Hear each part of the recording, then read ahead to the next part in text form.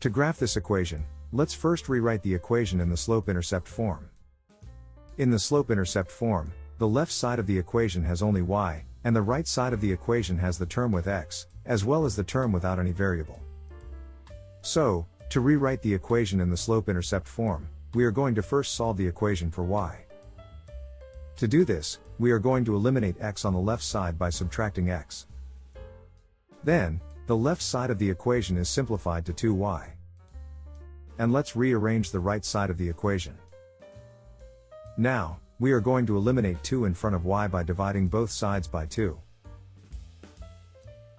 Then, this can be simplified to minus 1/2 x plus 3. Now, let's compare the equation with the slope-intercept form.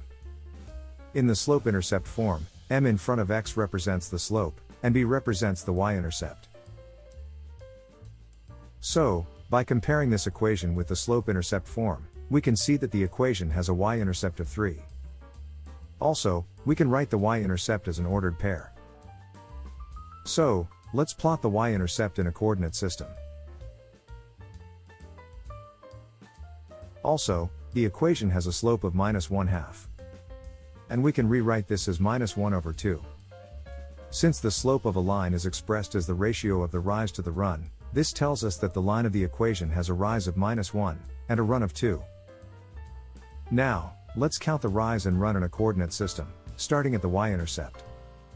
Down 1 unit, and then right 2 units.